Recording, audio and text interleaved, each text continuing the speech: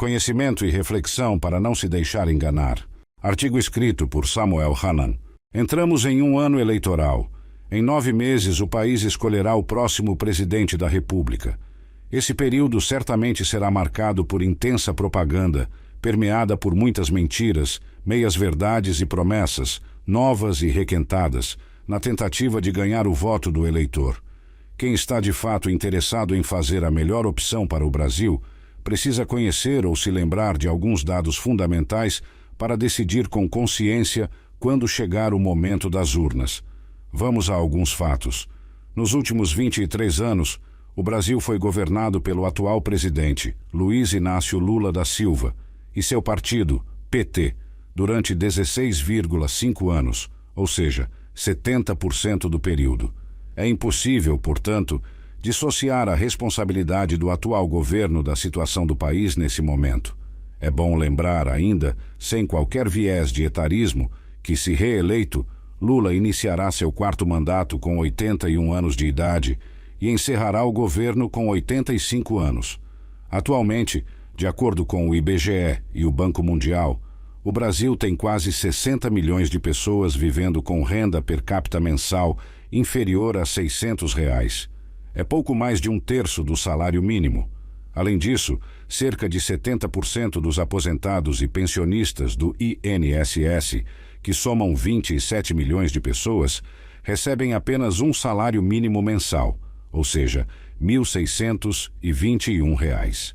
No país, são mais de 4 milhões de pessoas idosas e deficientes sem nenhuma renda, sustentando-se exclusivamente com um salário mínimo mensal garantido pelo Benefício de Prestação Continuada, BPC, sem direito ao 13º salário. Temos ainda de 20 a 21 milhões de famílias, o correspondente a mais de 60 milhões de brasileiros, recebendo o benefício do Bolsa Família, em média inferior a R$ 700 por mês, sendo condição para ter acesso ao programa estar registrado no Cadastro Único e viver na pobreza, com renda de até R$ 665 por mês, ou na extrema pobreza, com renda inferior a R$ 209 por mês, segundo os dados do IBGE. De toda a população que trabalha no setor privado e contribui para o INSS, 35,63%, ou quase 34,5 milhões de cidadãos, recebem vencimentos mensais de apenas um salário mínimo. Outros 30% desse contingente, de 29 a 30 milhões de pessoas, ganham entre 1 e 2 salários mínimos por mês, respectivamente R$ 1.621 e R$ 3.242. No setor público, há cerca de 2 milhões de cidadãos, servidores municipais, que recebem apenas um salário mínimo por mês. Isto é, no Brasil de hoje, entre 97 e 100 milhões de pessoas vivem com menos de um salário mínimo por mês. É quase a metade da população nacional. Os governos não cumpriram a promessa de acabar com a pobreza, não obstante o excesso de arrecadação tributária. Ninguém fez essas contas, mas o governo federal, mesmo sabendo das enormes desigualdades regionais, sociais, raciais e educacionais, agravou ainda mais as dificuldades dos 50% mais pobres da população, essa enorme massa que vive com menos de um salário mínimo por mês. Isso foi feito por meio da sanção, em 28 de dezembro de 2024, de nova lei, de iniciativa do líder do governo na Câmara dos Deputados, alterando a fórmula de cálculo da parcela do aumento real anual do salário mínimo. O reajuste, antes calculado em função da taxa de crescimento do PIB, 3,0%, 3,2% e 3,4% em 2022, 2023 e 2024, respectivamente, passou a ter como parâmetro o aumento nominal da inflação, limitado ao teto de 2,5% ao ano. Com isso, os reajustes de 2025 e 2026 ficaram bem abaixo dos valores do cálculo da fórmula anterior. Diferença para menos equivalente a R$ 9,57 por mês, em 2025, R$ 124,41 no ano, e menos R$ 25,79 por mês, R$ 335,27 no ano, em 2026. Perderam aposentados, pensionistas, servidores de um número grande das prefeituras municipais, mais de 3 milhões de pessoas, e mais de 34 milhões de trabalhadores do setor privado. Ou seja, quase 100 milhões de pessoas tiveram renda diminuída sem perceber e, consequentemente, colocaram menos alimentos em suas mesas, enquanto aguardavam a picanha que nunca veio. Mas não é só.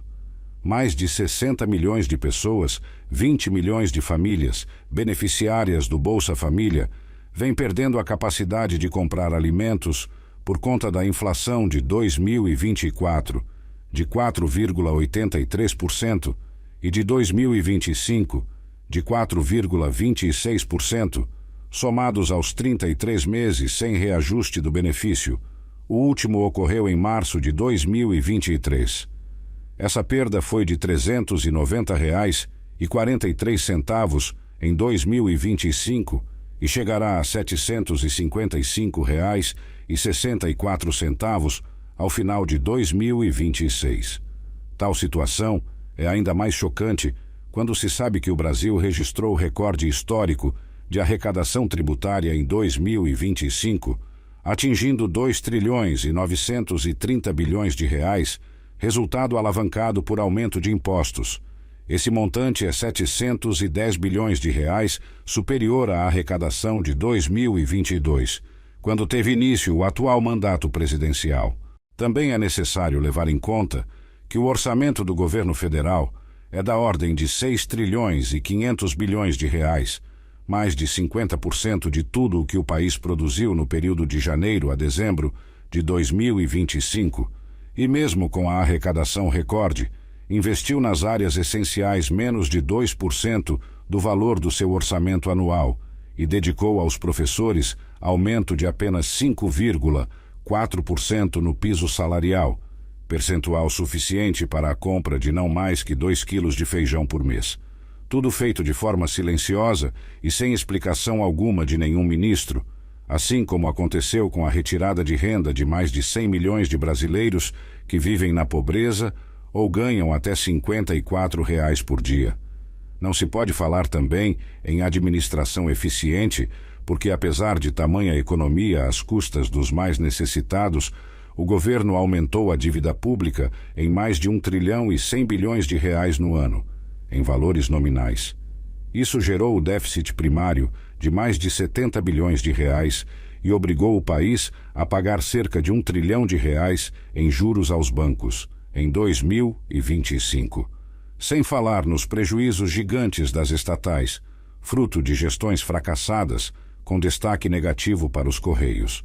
Por outro lado, enquanto os mais pobres sofrem, quase 70% dos servidores do Tribunal de Contas da União, TCU, receberam em 2025 vencimentos acima do teto constitucional de R$ 46.366,19 por mês, e em alguns casos, houve ganhos de até R$ 264 mil por mês.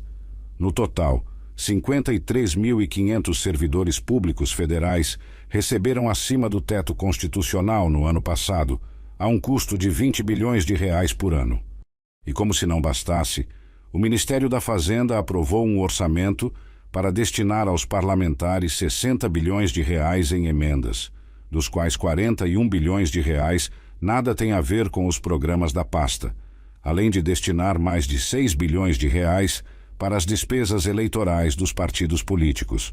Beira o deboche o governo gastar tanto com esses tipos de despesas, suportadas com recursos retirados do bolso e das mesas dos trabalhadores.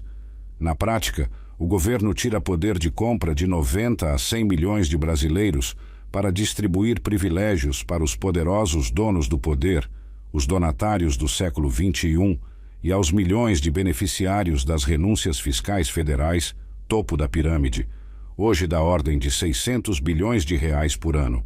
Além disso, faz muito pouco ou quase nada para combater o crescimento gigantesco da corrupção, um mal noticiado todos os dias, sem nenhum pronunciamento minimamente contundente de algum ministro. Vale lembrar o ensinamento de John Kenneth Galbraith: nada mais eficaz para limitar a liberdade, incluindo a liberdade de expressão, como a total falta de dinheiro. Indo mais além, cito também Harry Edson Brown: o governo é bom em uma coisa. Ele sabe como quebrar as suas pernas apenas para depois lhe dar uma muleta e dizer: veja, se não fosse pelo governo, você não seria capaz de andar. Me digam se não é exatamente o que estamos vivendo, o cenário atual. Pois o povo brasileiro, que possui a liberdade e o poder do voto, precisa de informações corretas e muita reflexão para não se deixar enganar pela propaganda eleitoral que vem por aí. Samuel Hanan é engenheiro com especialização nas áreas de macroeconomia, administração de empresas e finanças, empresário, e foi vice-governador do Amazonas, de 1999 a 2002. Autor dos livros Brasil, um país à deriva, Caminhos para um país sem rumo e Amazônia brasileira, Preservar para viver, Responsabilidade mundial. Acesse o site samuelhanan.com.br.